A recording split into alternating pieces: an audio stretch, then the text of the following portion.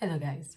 Um, I've gotten a lot of questions, a lot of um, queries from people who want to know how it's like to get a job in UK as a healthcare assistant, whether they should go for the care home jobs or whether they should go for the NHS jobs from overseas if they are, because some of them are applying from overseas, some of them are within the UK here as well.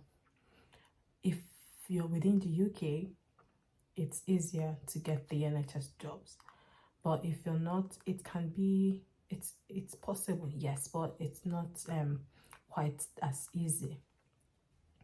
I'm talking about roles, the support roles, the healthcare assistant roles. So let me talk about those outside of UK.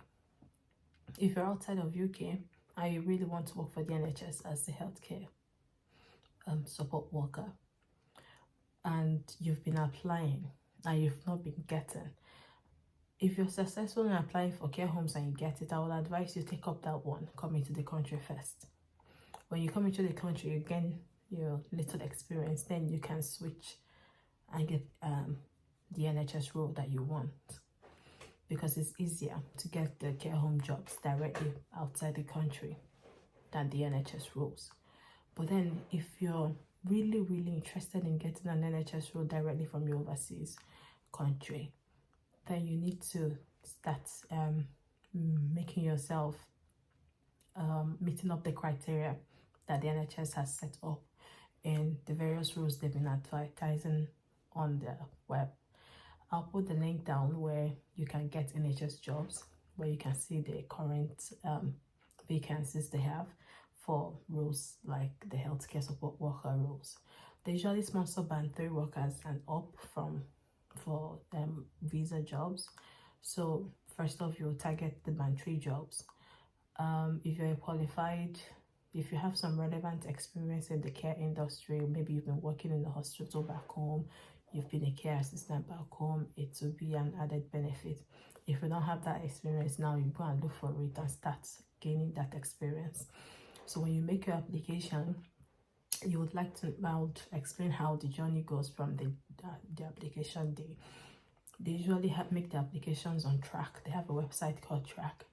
They have various recruitment firms that recruit through that Track for them. So when you make your application on Track and successfully submit,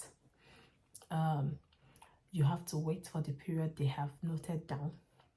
Usually when the application closes, then they screen and send out letters for people who they think have met their criteria. I'll advise you learn how to make your supporting information quite strong, because they have the space where they leave for you to write whatever information you want to write to support your application, so that you can be able to convince them why you deserve the role you're applying for. So when you put down your supporting information, make sure you put in all your relevant experiences that you've not actually been opportune to put through the form, because they don't allow you uploading of CVs on their Track page. You have to type it all out, your experience, your certifications, you have to type it all out. So that supporting information space, that's where you put out the information that you feel will help out your application. So make use of that space. After submitting and they are screened and you successfully get an interview invite, then you prepare for your interview. There are a lot of resources on the internet on how to prepare for an NHS interview. Basic questions that are out there that are asked is usually for you to tell them about yourself. Then you have to focus on your career path, not just my name is this, I am married, I have family kids. No, when you're talking about yourself, focus on what you think they want to know that will benefit them regarding the role you're applying for. Let's say you're applying for a healthcare assistant role, you have to and you have some experience. Make sure you mention that when you're discussing yourself. You say your name, say how many years experience you've had in the health and care sector, say what you've done so far, say what you feel will benefit you in that interview. The popular question that are asked during a healthcare assistant interview is number one, how would you react when a patient is aggressive? What are you supposed to do? Another question they often ask is, how would you manage if a patient relative comes to ask you information about a patient? What are you supposed to do? So you will know that you're not supposed to divulge any personal information to people who are not allowed to know that. In healthcare, confidentiality is quite important. And then what I advise you to do before you go on an interview, you need to read up the NHS trust you're going to be interviewed by. Read up their values, learn what their values are, because sometimes they will ask you questions regarding their value. And when you get through the interview, then it's now the time that you have to wait for the whole process, the lengthy process of pre-employment checks to be done. When you're successful, sometimes they let you know that day, or they call you back that maybe within a week to let you know that you're successful and you've gone through the interview. Then that's when they hand you over to the HR team to do their due diligence. The HR team will send you a conditional offer letter.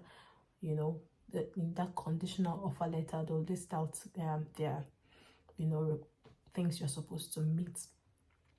They have their occupational health checks, they have their ID checks, they have their what's it called, DBS and clearance check.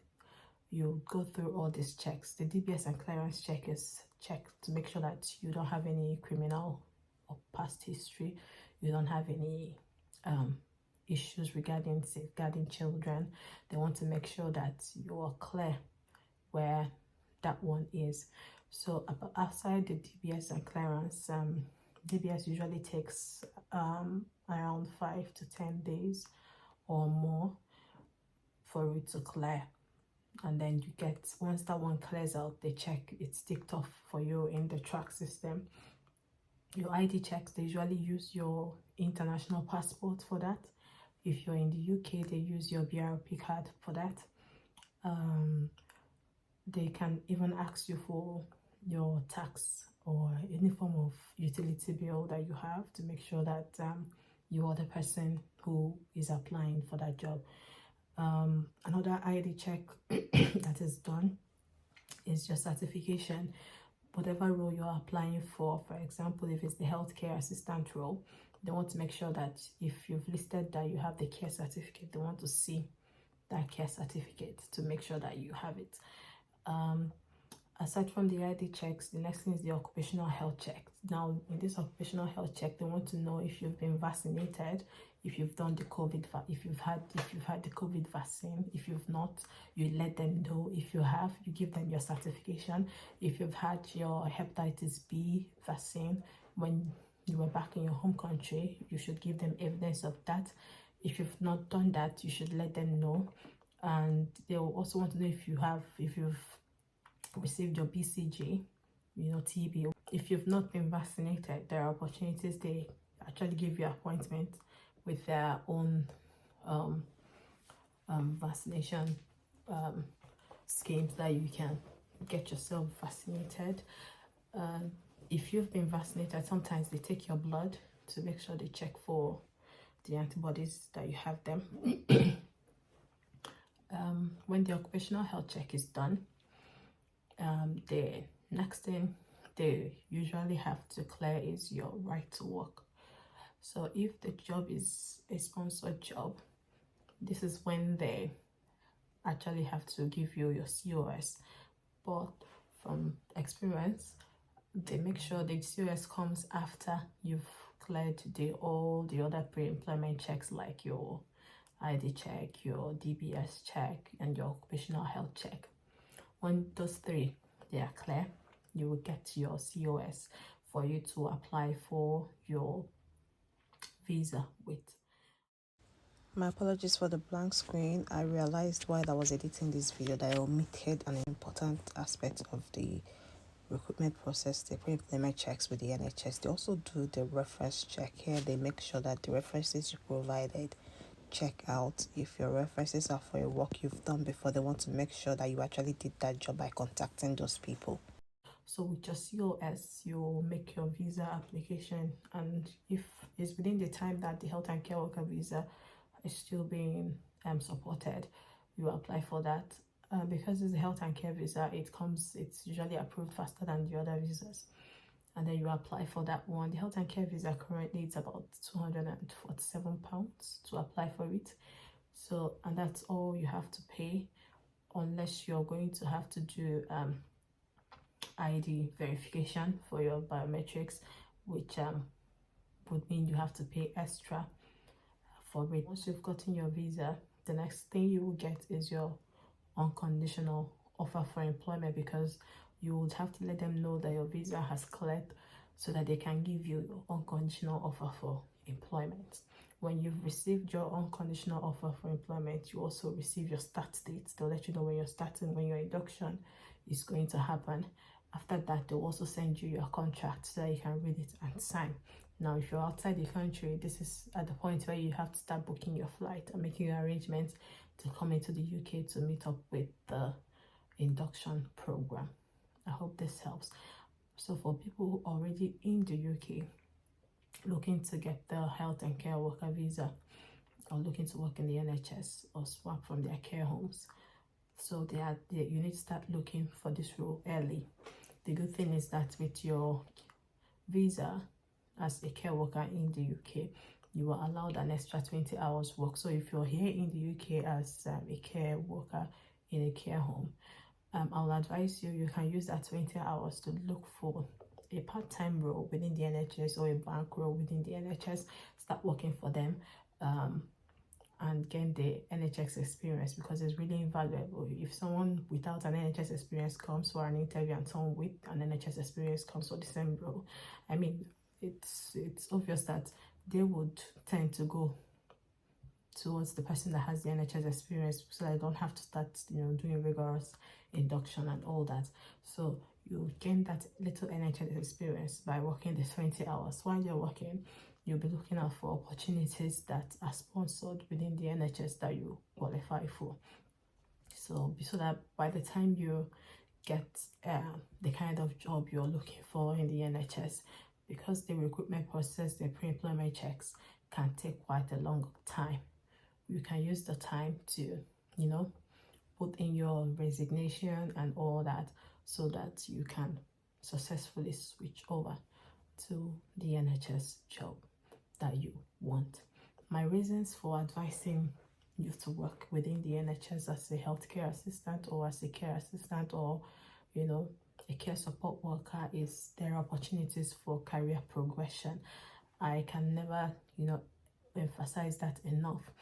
In the NHS, there are opportunities for career progression. If you come in as a healthcare assistant in the NHS, band 2 or band 3, and you want to progress in your career, it is very possible, and it is funded. You're not paying from your pocket.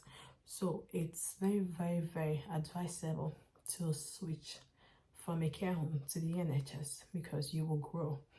From there, you can further ahead become a band 4 worker, which is the nursing associate position. And as a band 4 worker, you'll still be paid and you'll be going to school.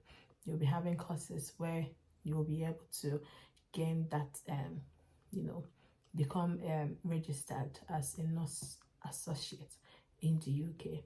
And the next band is band 5. I mean, if you continue in that trajectory and doing all the necessary courses you've been advised to do, of course you would be able to get up to the band 5 position as a nurse in the UK when you're done with the trainings you're supposed to do. Who wouldn't want to progress from a care assistant to a nurse in the UK? Who wouldn't want that? So if you're here in the UK as a care assistant working for care homes and you really want a career progression, you should consider switching to work for the NHS. It's not a promoted video. I'm not being sponsored by the NHS or anything. I just want people to progress. That's why I'm putting out this video. I know there are people who are stuck because they don't have the information. I'm not saying that people who work in the care homes that their jobs are not okay. Of course, their jobs are okay. Everybody is different. You know the kind of job you want, you know the kind of career progression that you want for yourself. Those who want to work in the care home, who are satisfied with however the career is progressing there, can still continue there and stay there.